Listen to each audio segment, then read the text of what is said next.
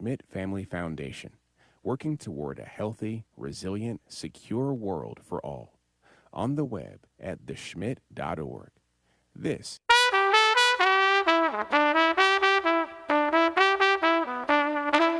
This is Charlotte Talks. I'm Mike Collins. The changing economics of journalism in the digital age has left some areas without coverage, meaning people living in those mostly rural areas have little to no access to information about what is happening in their communities.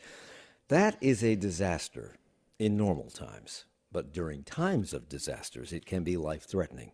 The diminishing number of outlets for local journalism creates a vacuum for mis and disinformation. Without reliable information, people can have a hard time finding the help they need, even knowing that help exists.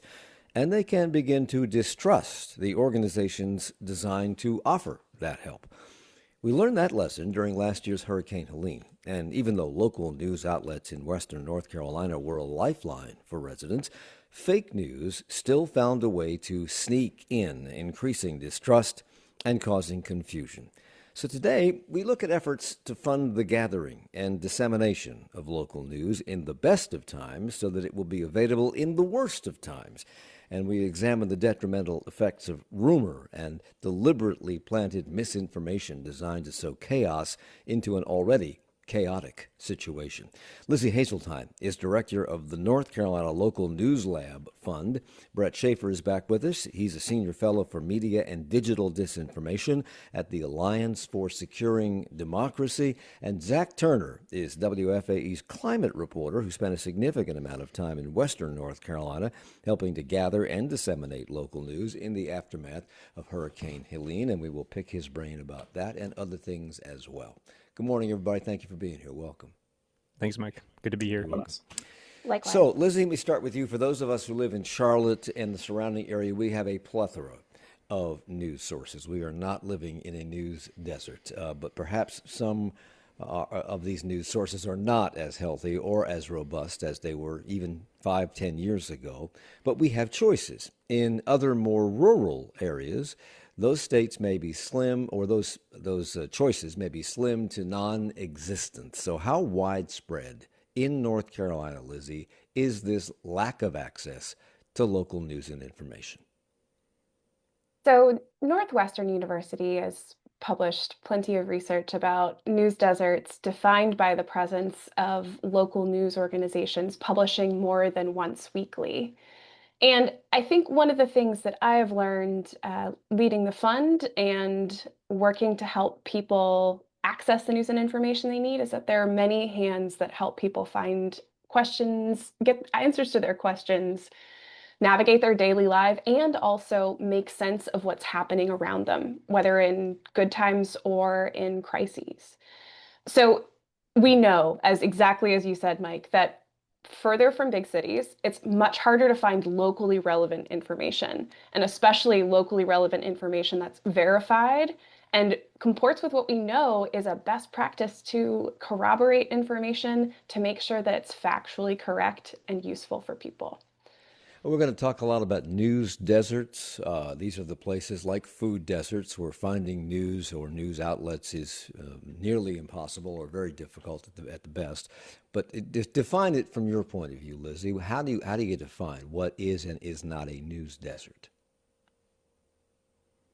I'm so glad you asked that question, Mike, because in some ways, I don't think as much about news deserts as much as what assets there are to build from and what do people need.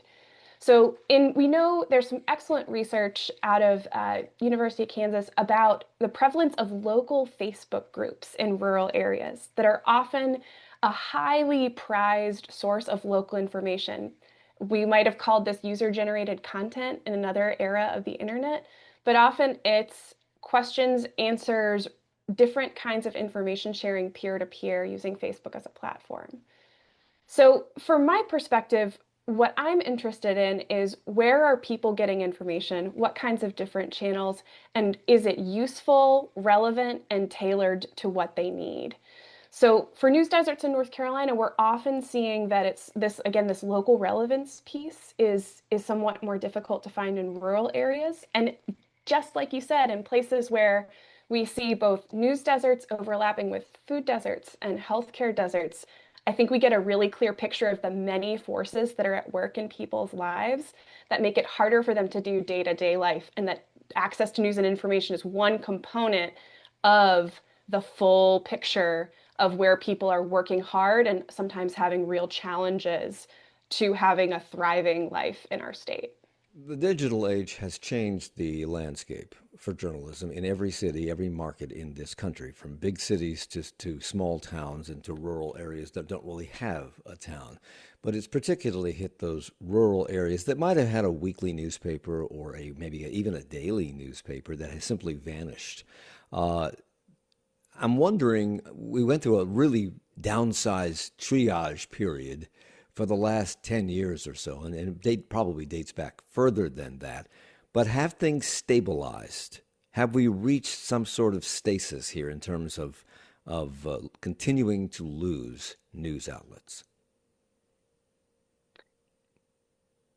Mike, I wish I could say yes to that question.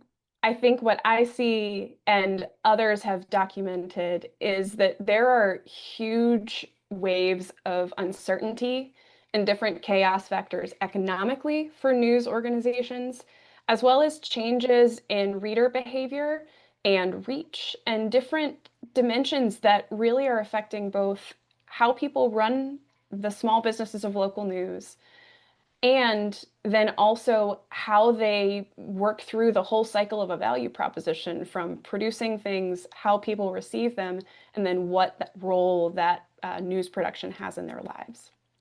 The UNC Chapel Hill Hussman School of Journalism and Media produced a map of North Carolina showing the counties without newspapers. Now, most of the counties, I was actually surprised to find, well, most of the counties without papers are in the eastern part of the state, the northeastern part of the state. But I was surprised to find that most counties have at least one weekly news outlet. It's probably digital now and not a printed newspaper, but at least one. And I was surprised to find that the healthiest county of all in the entire state is Mecklenburg. We have allegedly 16 newspapers. I don't know what they are, but we got them, it says here. Now, many of the counties that have 1 to 2 newspapers are rural. So, what does that tell you about the state of news or journalism and the ability of people to read about or hear about what is happening in their local communities? Because it doesn't all come from newspapers, but radio stations used to have news departments. Most of them don't now.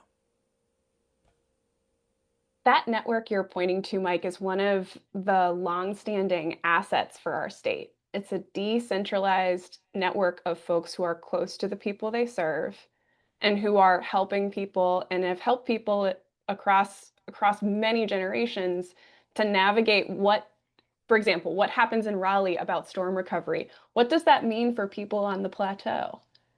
It's bringing home what is necessary for people to understand is part of what that decentralized network where you've got a weekly in each county is part of what we're building from at the North Carolina Local News Lab Fund. This idea that it takes an interconnected network of people, an interconnected network of organizations to make sure that more people are reached with news and information that helps them, again, answer their questions, helps them understand what it means for them that they've got family back in Western North Carolina still living through recovery, helping them understand what it means that their service job hasn't come back a year after Hurricane Helene, or what it means that there are cuts to SNAP and Medicaid for them and their families.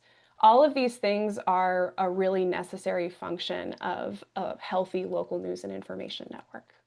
That's Lizzy Hazeltine, who's director of the North Carolina Local News Lab Fund. We also have Bret Schafer with us from the German Marshall Fund's Alliance for Securing Democracy. Bret, in these so-called news deserts where access to local news and information is difficult to come by or non-existent, aside from leaving people in the dark, what happens in those areas? Do residents there simply experience a news blackout, or does other information slip in? What is the result of this? Well, there's still the same market for information, right? That hasn't gone away. And if anything, it's gone up because people are on their phones at all hours of the day. So it's not just that they're tuning in to the 7 o'clock news at night. So people seek out other sources of information. If you don't have a local news outlet, you're going to go somewhere else. Now, sometimes that can be really credible information. As Lizzy said, there are some Facebook groups that provide great information for their local community. There are some that don't. And there are many people out there who very specifically target news deserts with these faux local news sites that are pushing slop. I mean, they're pushing garbage. Sometimes they're pushing state propaganda. And so the void is always filled. Sometimes it's filled by well-meaning people who are doing the best they can to fill that void. Sometimes it's filled with people who are trying to exploit that void. So it's a real problem. Can the same be said of mainline, mainstream media? That some of it's good and some of it's slop, to use your word? Well, I would define slop somewhat differently. When I say slop, I'm really talking about sort of AI generated content that really is that we're not talking about partisan news. We're not talking about news that maybe isn't, as centrist as sort of adhering to the facts as we would like. I'm talking about actual sort of garbage information being pushed out. Now, if we talk about the mainstream news, clearly there are differences in what we determine to be mainstream in how good the journalism is, the quality of the journalism. But the problem is also the dissemination and the distribution of information. I mean, we talk about local news deserts as being an absence of these local news outlets. Even when you have some of those outlets there, how are people actually getting information right now? They're not picking up newspapers for the most part. Many people, especially younger generations, are getting their news from TikTok or from Reddit.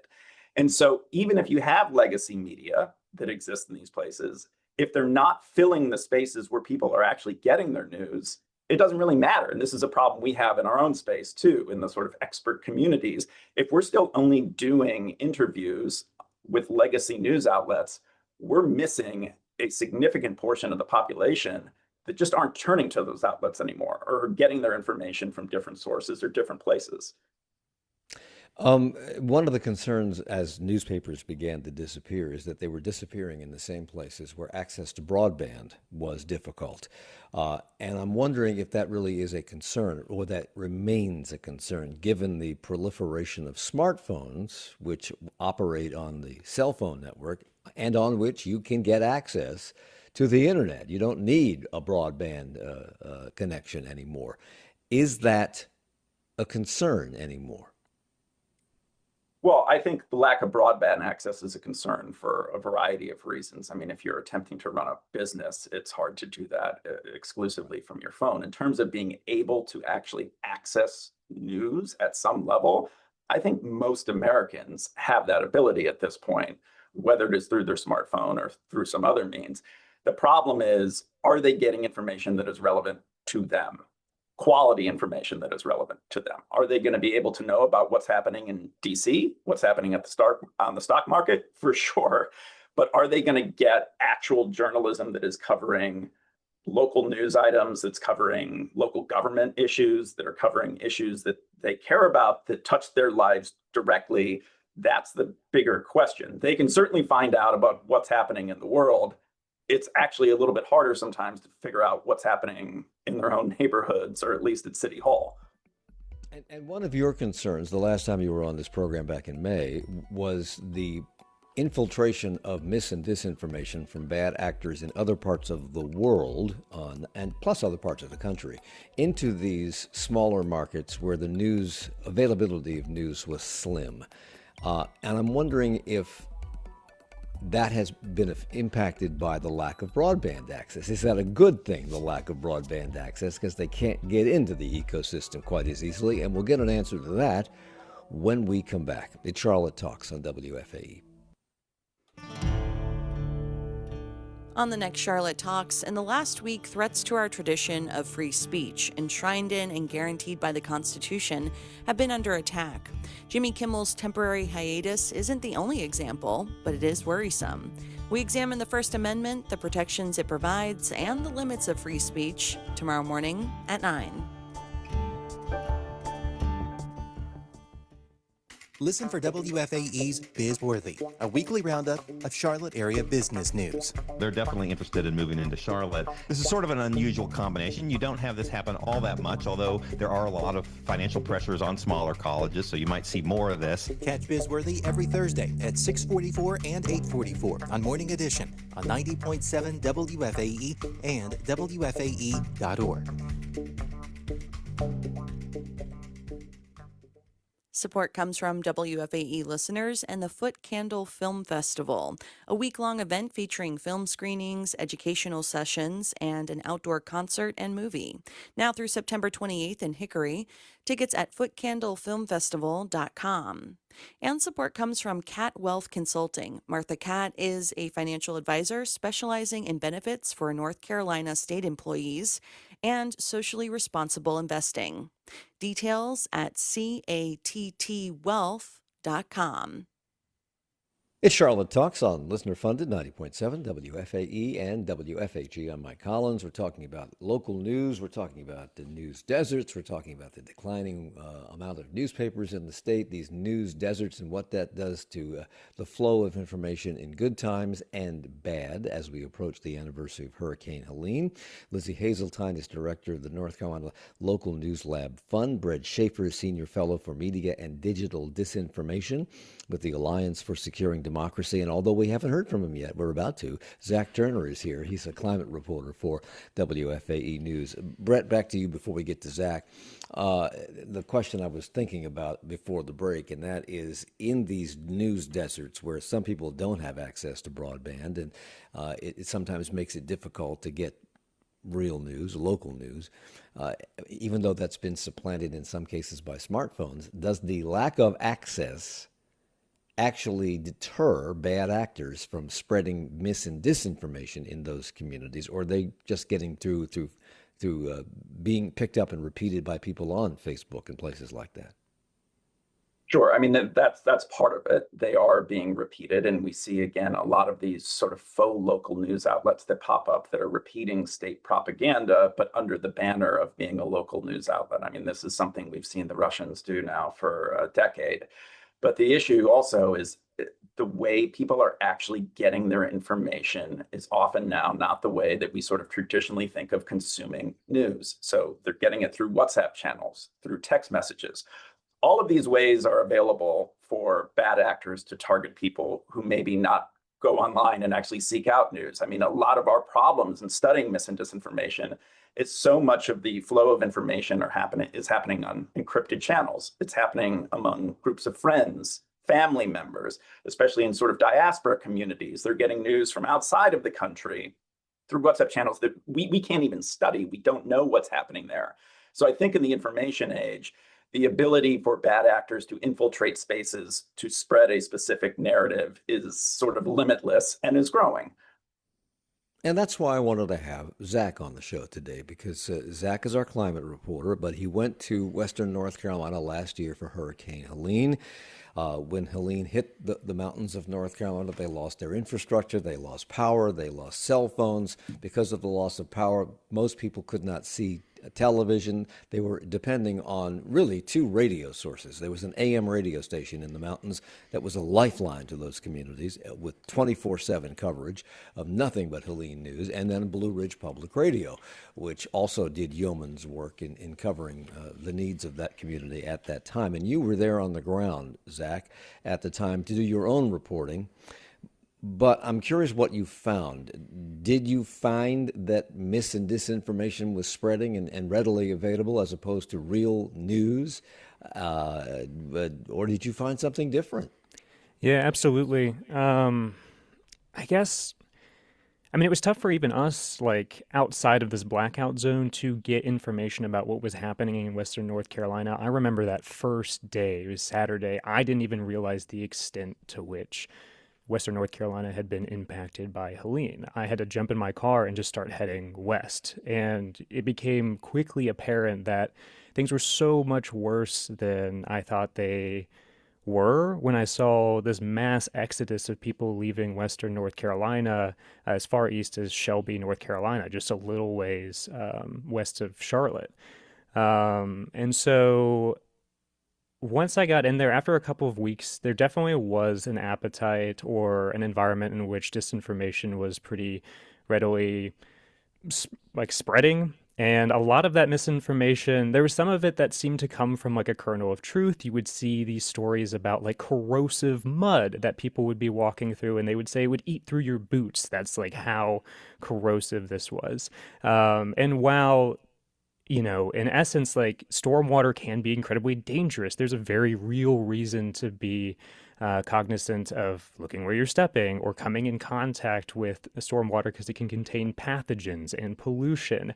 But what had happened is it had become grossly exaggerated and it had taken on this sort of air of conspiracy. And without having access to the internet, I think it created a much more fertile ground for these sort of tall tales, these mythologies to spread. Well, let me ask you this, and you may not be able to answer this question because you may not know the answer to it. But where was this coming from? If you have no internet, you have no cell phone, you have no television. The really only real sources of news are Blue Ridge Public Radio and an AM station up there that did great work. Where is this misinformation, this disinformation, these conspiracy theories? Where are they coming from, and how are they spreading? Word of mouth? Yeah, well, let's not sell ourselves short, too. 90.7 was reaching into parts Yeah. of Western North Okay. Carolina. We had, folks that I spoke to in Avery and Ashe County tuned in. So we were able to get a little bit of information. That was shocking to me, too. I realized that there was a role that WFAE could be playing in Helene to help, and similar into the ways that Blue Ridge Public Radio is doing for Buncombe County and the surrounding areas, like letting people know about where there are resilience hubs, where they can get food, what roads were opening. That was definitely something that WFA could do for more of the high country area. But as far as where this stuff was spreading, where it was really taking root, I imagine it was happening in the same watering holes where people were going to get information about, where folks were handing out food or what neighborhoods were accessible. It was just happening in grocery stores or where people were going for like town halls when they were having these conversations with neighbors. And then once people got access to their phones or like once they were able to, I think there's a lot of spreading through social media when people were turning to like Facebook and other forms of social media. That's when you start to see a sort of rapid acceleration of that disinformation. There appears to be a mass migration going on of news consumers away from mainstream media, partly because in some cities and towns, mainstream media has disappeared because of the economics of journalism, but also because there are other ways to get and transmit news. Whereas nobody could really own a television station or a radio station or even a newspaper unless you had deep pockets. Anybody can start a YouTube channel. Anybody can start a Substack. Anybody can be on Facebook or Instagram or TikTok, Lizzy. Are you encouraging journalists to be on those platforms, to use them as a way to disseminate legitimate, well-vetted journalism? I encourage and celebrate when journalists show up where the people they want to serve are consuming information. So I'm so glad you asked this question because I want to tell you a story about something that Zach just mentioned about how information circulated, both verified information and scary conspiracy theories and fear among people in Western North Carolina in the early days after Helene. What I saw and have learned from our partners on the ground is that they were going out in 4x4s, especially to communities that are Spanish speaking or speak Central American Indigenous languages. And they were doing door to door communication work. They were physically showing up the places where people were. And then they were using their limited satellite internet access to help connect those family members back with people who were concerned about their safety. And then we're bringing information back to people by literally trucking it up a washed out road. So I think that's a really evocative example of the adaptation that is possible in really scary circumstances when organizations know who they're serving and know why it's so important to help people meet an information need. So similarly in digital spaces, it's great when news organizations understand and invest time and energy in learning how to meet people where they are and understand all of these different platforms as channels, and while taking into account the nuances of platform manipulation. And Bret can say much more about this than I can. I lean here on the work of the folks at the Center for Innovation, Technology, and Public Life at UNC's School of Information and Library Science here. But it's a both and. There's lots of different ways to reach people. We saw some really heroic examples during Helene. We still see heroism in reaching people left out as recovery continues in its uneven way. And it's got to include digital, but it has to also include these ways of physically delivering printed materials or showing up and speaking with people directly. So, Bret, as the platforms to disseminate any kind of information, it could be recipes for that matter. I mean, as they have expanded and exploded in availability, do you know, and you may not know the answer to this, how many of them are being used by legitimate news sources to spread legitimate news versus people using them as bad actors to spread mis and disinformation to cause chaos? Legitimate news sources are often behind the curve of joining new platforms.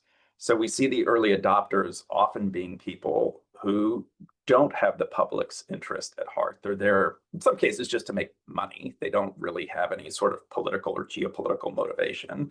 In some cases, they do. And so we slowly see credible journalists joining alternative platforms when they emerge, but they're usually behind people who are out there just to make a little bit of money, or again, people who do have a political motivation. So the problem is, I think legacy media still wants to be in sort of controlled spaces. And so being out on a platform that can be a little bit like the Wild West sometimes, with the kind of mis and disinformation that's flowing around, where they're going to be attacked quite often on these platforms, is hard for them to do. So I understand it. And personally, I'm guilty of this too. I don't want to be on a platform where 80% of the commentary coming at me are conspiracy theories that are attacking us. So I understand why they're not there, but they need to be there. And just to double down on what Lizzy said, there still is incredible value of showing up in person.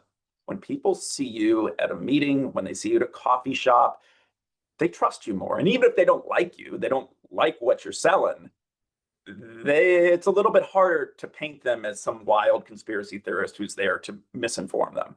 Yeah, I do want to talk about that people do trust local news people more than they trust national news people because they actually live in the neighborhood. Zach, you wanted to jump in here. Yeah, I mean, I love what Lizzy and Bret are saying about showing up in person. That was such a huge thing right after Helene. I remember when I got to Avery County, I was in Linville, and I was speaking to people at the fire department there. And I was the first news person that they'd seen. Like, they hadn't seen any news vans or anything like that, which was a stark this is like, 5-6 days after Helene. And this is stark contrast to like Buncombe County, where they had a lot more folks coming from national news. They had Blue Ridge Public Radio that was based out of there, but the High Country area, Avery, Ashe, Watauga County, they just don't have like a radio station centered there or like as strong of a news presence. And then going back to this image that Lizzy was painting, talking about these side-by-sides and 4x4s, literally hauling supplies up these country, like these little like roads up into these hollers. That's the only way that you could get supplies up there. There was definitely a strong need for folks to also be peddling accurate information up the slopes of the mountains and getting it to these folks who just like, they're trapped in their homes. They don't have access to the internet. They don't know what's going on in their community, much less like across the region. And so having reporters actually visiting these hubs, these community hubs, is essential during a catastrophe like Hurricane Helene. Bret, you studied this spread of disinformation pretty thoroughly, and you were on the program in May, and I would encourage people to look for that program in May that we did on this topic. It's a podcast now. You can download it, or you can download it from our website to hear just how nefarious this all has become in terms of bad actors sneaking mis and disinformation into our ecosystem. But do you have any recommendations, knowing what you know, for how consumers can navigate this new world? How can they gauge the accurate news that they find on these Substacks and other places versus nonsense that's being perpetrated either by a foreign country or people who just have nefarious ideas in mind? I mean, this is going to be maybe a little bit of a Pollyannish answer, but go to trusted sources. Go to the news sources that you have known for a while that have a track record. They don't trust them. I understand. They've been told not to trust these sources because we lie. And the other issue is what is actually served to them when they go into their Facebook account or even running a Google search. At this point, they're getting an AI-generated summary of information, which is in many cases entirely opaque where this information is being sourced from. And so we have seen that being targeted as well. We've seen foreign states trying to groom AI models to serve back a specific response. So it is not just that they mistrust the mainstream news sources, they are also being served information up front that is often not credible. And people don't understand how digital information systems work. And so when they run a Google search, there is still a belief that what I'm seeing at the top of my search feed should be the most credible, the most reliable. In some cases it is, in some cases it isn't. And so, I think there is a lot of work that the news media needs to do to regain trust. And again, I think that is getting boots on the ground, going out there, having face-to-face conversations. But as information consumers, and I'm talking about people who don't want to be misled. So if you're seeking out bad sources of information, hey, that's on you. But if you are looking for credible information and you don't want to be misinformed, you've got to take some responsibility to actually take the time to search out news organizations that have a reliable track record. And if you come in contact with a piece of information, it may comport with your sort of political beliefs. You have a responsibility not to spread that until you can confirm it. Because what we know is people talking about local media and the fact they trust local media more than national media, people trust their friends and family more than anything else. So if you are becoming a producer of information within your community and you are not being responsible and where you're sourcing this information from, you are part of the problem too. You're not just an information consumer. Everyone now is an information producer as well. And so we've got to take personal responsibility here too. I have 90 seconds left in this segment. Both Lizzy and Zach want to chime in here. Lizzy, you go first. And I think what Bret's pointing to is how much a nationalized narrative is used to kind of create webs and fractures at the local level. And I think what Zach has already illustrated about how you can be useful in a moment of crisis also applies in different ways at the local level. When we get down to a place and a particular group of people that organizations are focused on, you can rebuild enough trust to be useful and over time create a relationship that allows you to be that more trusted source. And I think if we're talking about all of this too, I love to share some of the stories of how, again, during Hurricane Helene and in the long arc of recovery that we're still on, people have shown up to do this work and have verified information, even if they weren't journalists. All the mutual aid that we saw pop up across the West, that was people vetting, verifying information so that people could get food, water, and a dry place to sleep. And I know Zach wants to talk about this, but we'll have to do that after the break, Zach. And I want to talk more about distrust of mainstream media and what that has meant and how that has allowed some of these bad actors to do a better job of infiltrating the news with false information. We're coming right back at Charlotte Talks on WFAE.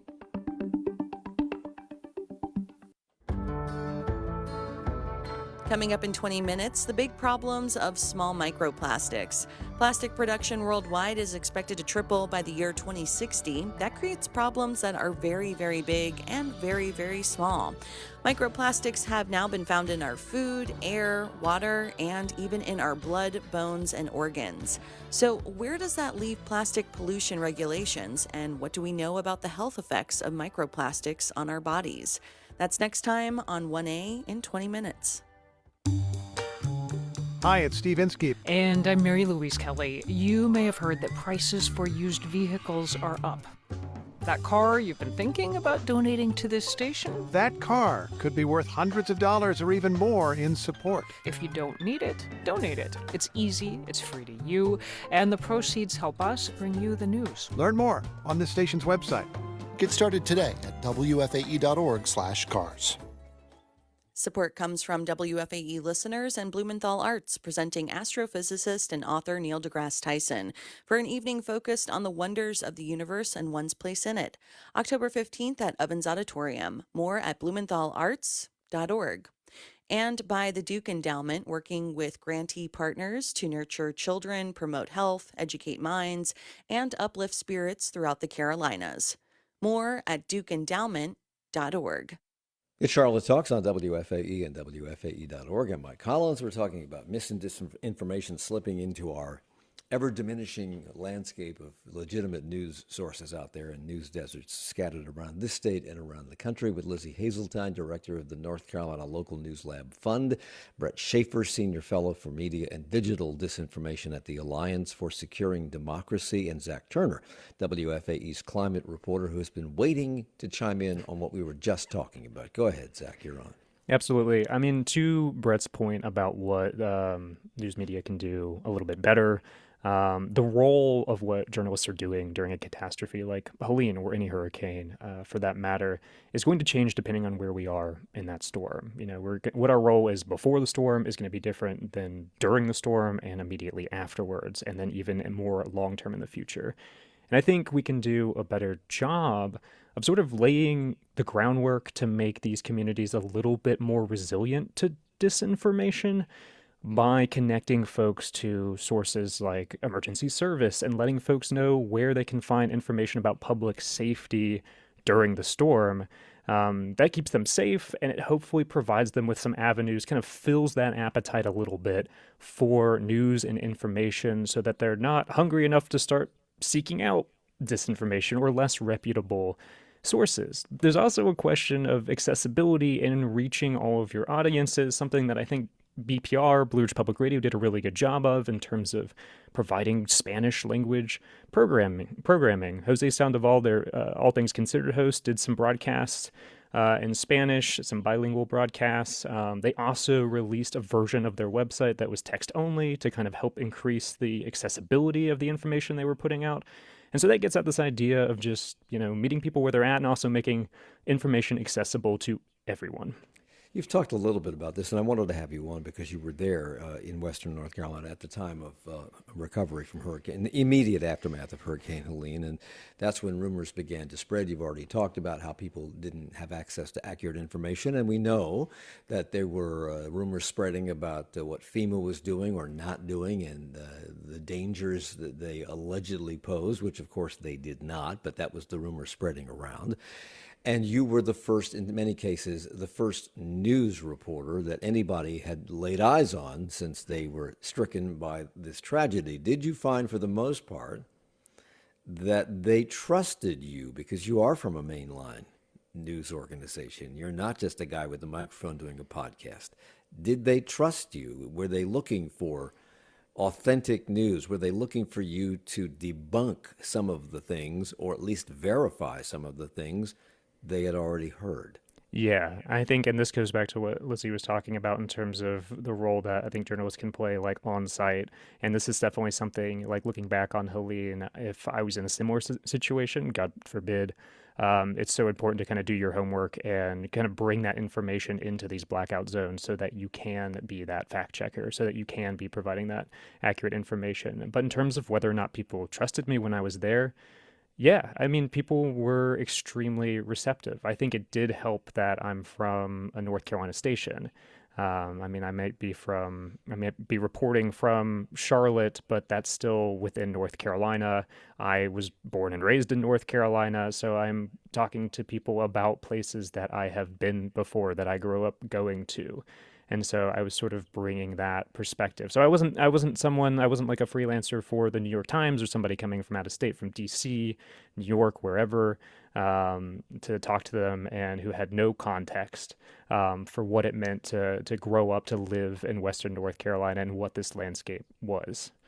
In October of last year, just after the storm, Brett, before the election, FEMA Administrator, I think, is it Diane Criswell or Dean Criswell?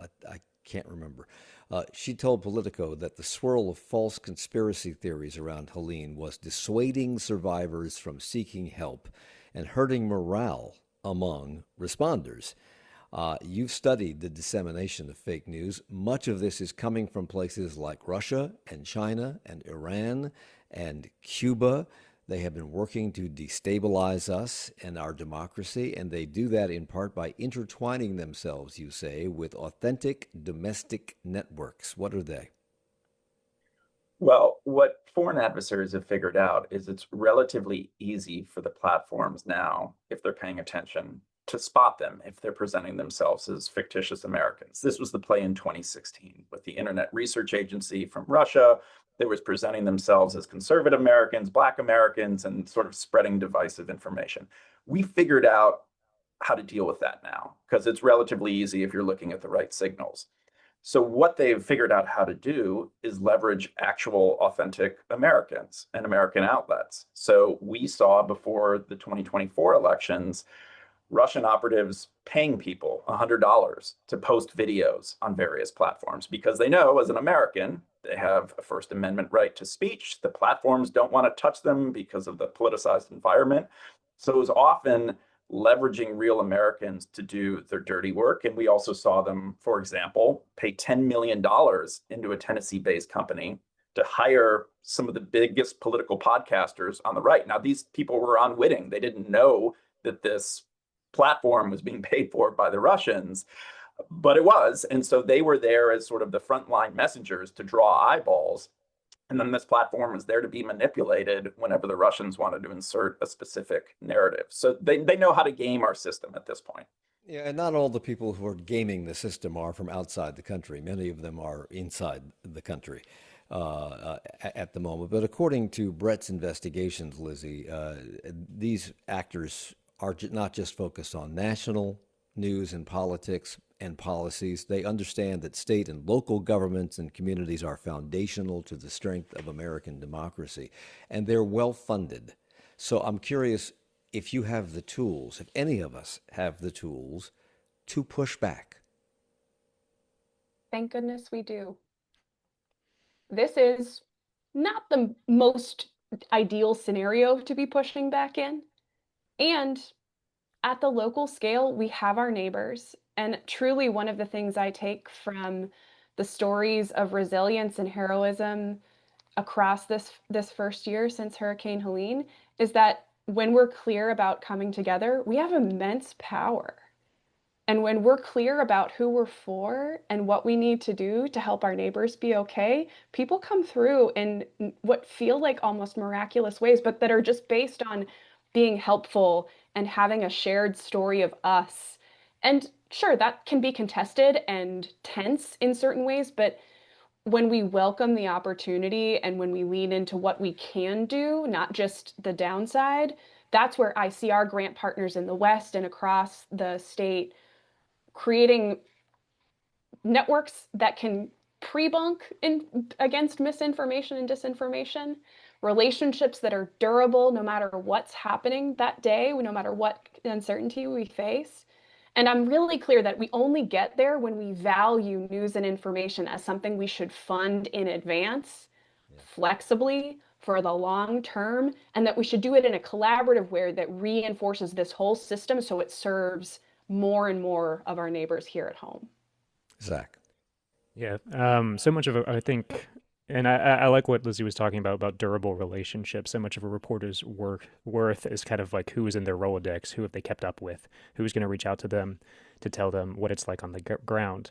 And if we're in a sort of news landscape, if we're in a funding landscape where it becomes very difficult to retain good reporters who have been around for a long time, or if we're in a situation where we have to lay off those good reporters, then you lose those relationships as well, and you can get somebody new into this job. And I think that was definitely the case for me. I was, at that point I had been with WFAE for several months, but I was still building out my context in Western North Carolina. And so we had an old employee of WFAE, Duncan McFadden, reach out to us and kind of give us that insight into what was happening in Linville, North Carolina. And he was our man on the ground, and he actually helped me get in contact with other sources. Like, thanks to him, I got to go see somebody helicoptering in supplies to Avery County and start distributing those supplies to different hubs. And he kind of gave me a tour around to see where infrastructure was damaged and where people were sort of collecting supplies or where folks were just going to get information. And so it's very much the work, like our value as reporters is very much tied to the people that we know and the relationships that we maintain over time. And there's no substitute for just experience and time in that regard. Bret. Where there is, I think, broad bipartisan agreement, no matter where you sit on the political spectrum, is that our information environment is not serving us well right now. It's not serving democracy particularly well. Now, if you have someone on the right or someone on the left, they'll blame different things for that. They'll blame different outlets. But I think everybody agrees that where our information ecosystem has, what it has devolved into is not healthy. It's not helpful. People feel distressed reading the news. And so if we start there of like, okay, look, things are not working, but we have to understand information is the lifeblood of our democracy. Like, we cannot solve any problem without good information. Anything, whether it's climate change, whether it's getting public health messages out, we need good information. So let's start there and let's figure out. Let me talk about that because the good information has to start somewhere. The kernel of truth about the information being disseminated has to start with people who are experts. It's not just foreign actors spreading bad information. It is people within us, around us. We have domestic so-called news sources that do exactly what these people in Cuba and China and Russia are doing. And as in the first Trump administration, we seem to be getting a steady diet of questionable information directly from the White House. All you have to do is look at the tape or have watched it on television live, the rambling, confusing, and scientifically inaccurate information that came out of the White House on Monday about acetaminophen and vaccines for young children. Dangerous, life-threatening misinformation. When you were here last time, Bret, I believe that I asked you or your colleague if lawmakers were paying attention to the fake news filtering in from outside. Are they, and are they paying attention to the fake news filtering in from inside the House? Well, what has been distressing in doing this work over the last decade, because at my organization, we focus on the foreign primarily. And it has always been the case, but is certainly more so the case now. In almost every instance, they are latching onto something that starts domestically. They do not invent these things whole cloth. In many cases, they are simply amplifying or helping to distribute information that's starting within the country. Now, sometimes it's from fringy outlets, but often it is from our elected leaders. This is hugely concerning. And that's something that I don't know how to deal with. You don't deal with that with changing how the platforms operate, right? You don't change the algorithm. If you have our elected leaders who are spreading false information, that's going to be a problem, whatever the information environment looks like. And so, Mike, I don't have a great answer for you in terms of how do we deal with this disinformation when it's coming from if you people are trust, an elected trust. leader. If you are an elected leader spreading disinformation, would it not be in your self-interest to clamp down on legitimate media sources, which appears to be an objective of the current administration? I mean, certainly we have seen that in other authoritarian environments. I used to live in Hungary. You know, what was the first thing that Orban started to do during his second term when he came in was clamp down on independent media in a different way than we traditionally think of how you would take over media. This wasn't going in, raiding places, firing all their journalists. They just starved them of revenue. They made it almost impossible for them to exist. They were bought by oligarchs who were close to the Orban administration. And so they slowly just got all of the information sources onto their side. So Which yes, is exactly if you're what's trying to happening misinform, now. Which is exactly what's happening now. if you're trying to misinform the public, if you don't want the public to know accurate information, first of all, you discredit them. you claim that they are the problem, that they are the ones who are the sources of fake news. We have seen that for a while. And then you start to starve them and you make it politically risky to support them. And we have seen that in the funding landscape too, where funders are afraid of funding work sometimes in this space because they know there are political risks here. Yeah. Lizzy. Since we're talking about resources, funding, and starvation, I think this is one place where I take heart from the national movement of philanthropic funders called Press Forward, that is designed to move resources to news organizations who are doing pro-social, community-centric news and information work. Newsrooms that are for the people in their local communities, that are meeting needs, and that are also working on finding different business models that help us sustain local news in a changed economic circumstance.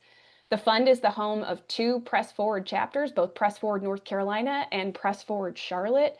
And I see this as one of the ways, as Bret's talking about these broad forces at work nationally, where both local funders and national funders are working collaboratively to interrupt a cycle with our specific role around money and funding. Which is worse, these news deserts that we spent the hour talking about and the lack of available information and the infiltration of misinformation into the ecosystem, or the consistently ongoing set of mergers in media that have put the control of major media in the hands of fewer and fewer people who may or may not have a political agenda? Which is worse? Which is more dangerous?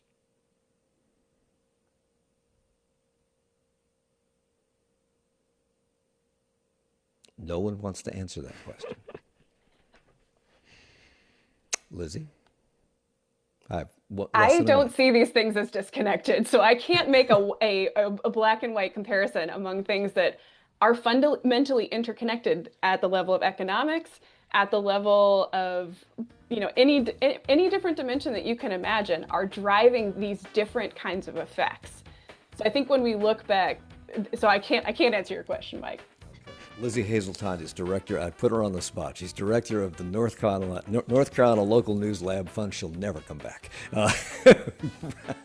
Bret Schafer is senior fellow for media and digital disinformation at the German Marshall Fund's Alliance for Securing Democracy, and Zach Turner is climate reporter here at WFAE News. Thank you all for the hour.